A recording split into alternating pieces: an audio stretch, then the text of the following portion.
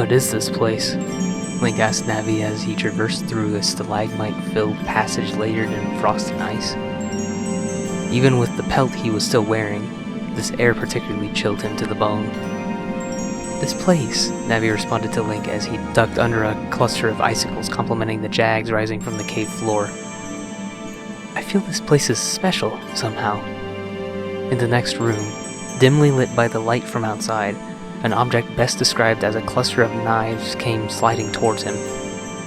Link dove out of the way, the shing of the blades nearly catching his boots. Sliding across a floor of slippery ice, Link was stopped by several chunks of ice grouped in a cluster. A blade trap, for defense perhaps, Navi postulated as Link propped himself up against one of the chunks of ice. This chunk of ice then slid away from him, leaving him to fall flat on his back. When he got to his feet, Link had to dive to the floor once again, this time for a crystal cloud of cool white vapor, blasted from within the chunk of ice. It had become mobile of its own volition.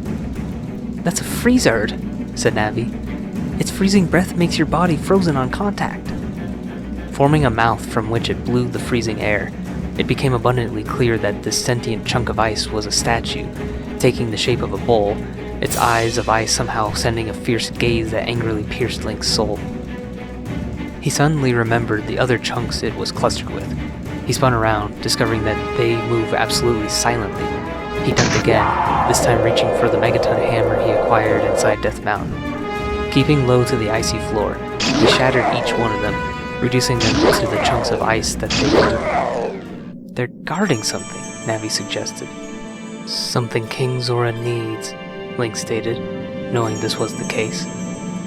Continuing onward, leaving the room full of pitfalls behind, another icy chamber greeted him. The ceiling was very high, invisible in the dark shadows. Somehow, this room was getting enough light to cast those shadows. In it, Link could see another icy floor, with ice formations littered across it. Clear across from him, he noticed the blue beacon that lured him into this cavern in the first place.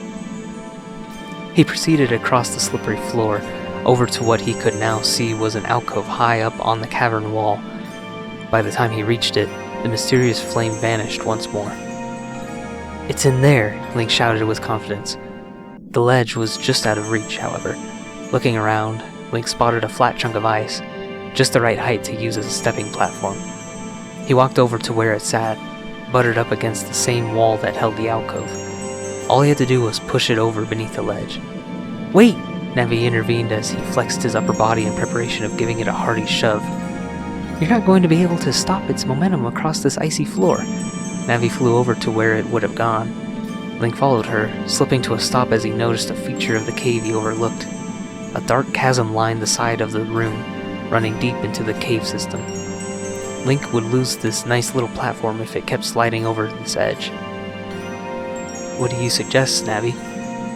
Navi flew over to the ice formations. These ones didn't come to life.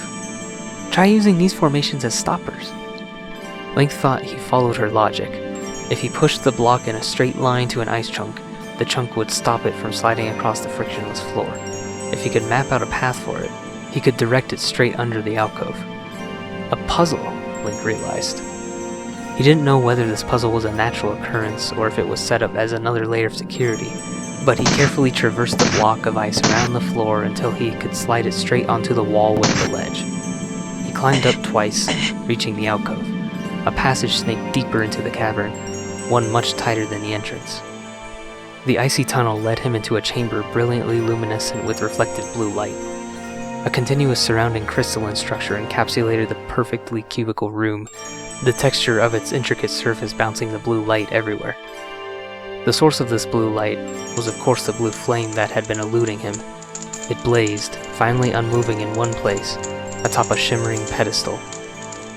Link walked towards it, mesmerized by its glow, enough so that he fell victim to a surprise attack. A snarling creature pounced out of nowhere and mauled him, giving him a slash to his left arm. It had caught Link below the sleeve of the ring mail he wore beneath his 2 layers of clothes, so there was no resistance to the 9-inch claws. Through the fur of the pelt he had on, a flow of viscous blood came steadily oozing out. Link could not do anything about it because the creature had his right arm pinned to the ground. Upon closer inspection, the beast was a wolfos, but with white fur. The thing howled as it celebrated the capture of its adversary. Could this beast somehow have been yet another guard to the blue flame? Either way, the white wolfos was distracted. The sting was more than Link had ever felt before, but he lifted his wounded arm, grabbed the canine by the ruff of its neck, and hurled the beast aside. He used his right hand to handle the Master Sword, dancing with the rabbit hound in combat, while he kept his left arm curled at his chest. Though his swings weren't pretty, Link eventually vanquished the beast, leaving nothing but a lifeless wolfos corpse and a pool of blood from his arm. Link fell to his knees, sheathed his sword, and examined his wound. Navi began to flutter about in a frenzy. He could barely look at the sight of the deep gashes, as they had reached the muscle of Link's bicep. He cocked his head up in agony, only to find a familiar face standing before him. "We meet again, Link." Sheik entered in from where Link came in. "Sheik!" Link cried, trying to show him his arm, hoping Sheik could help him. "The blue flame up there," Sheik started. "It is a legend held by the Zora. It is said to be a protector of this region. Some believe it to be the flame of Nehru herself." "I need help!" Link moaned as he held his hand over his wound. "The flame is also said to have restorative properties," Sheik said. "Do you have something to hold it in?" Link's hunch about the flame was proving to be correct. "Like a torch?" he responded. "A bottle." Link recalled the bottles he still had in his knapsack, one of which held the distress note Ruto wrote when she was trapped inside Lord Jabu Jabu, right outside this cavern. "Here you go," Link gasped once he dug it out, handing it towards Sheik. He continued to stand there, though. "You must be the one to collect it. You were the one who passed the trials." So those were defenses of the home to this mystical flame, just as he thought. He stumbled to his feet and turned towards the flame. He approached it, wincing in pain, and carefully dipped the bottle into the very top of it, slowly filling the glass bottle with a strange substance. The odd fluid behaved like both fire and fog, and was not scorching hot, but both cooling and warming. With nothing to lose, Link poured it onto his wound. Like a sizzling slab of meat, the scarred muscle receded back under his skin, which repaired itself along with the rest of the flesh.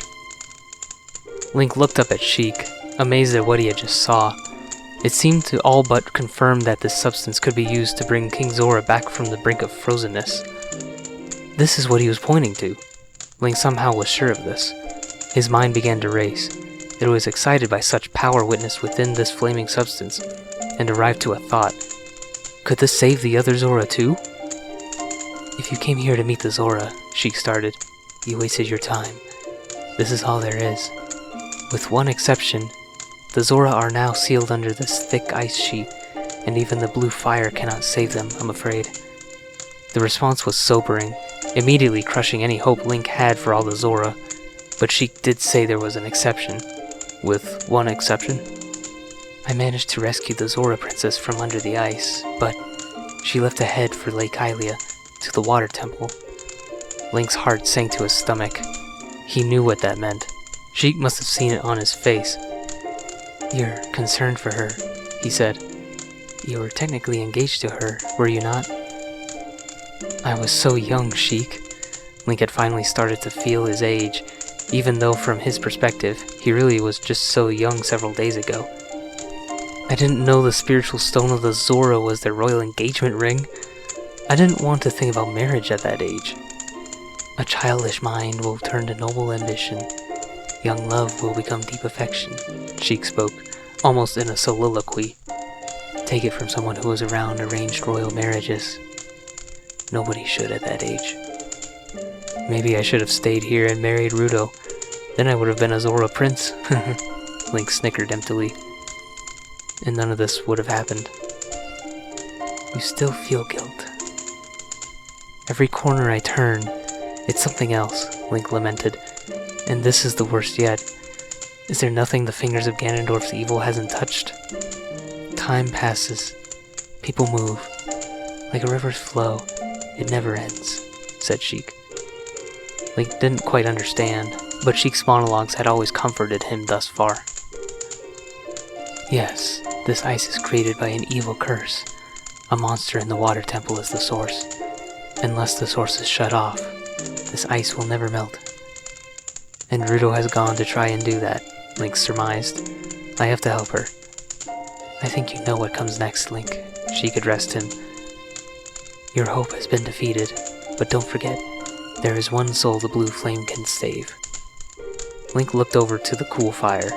He had nearly forgot about King Zora. The clear water surface reflects growth. With that, Sheik disappeared with his signature flash. Link filled up the bottle again.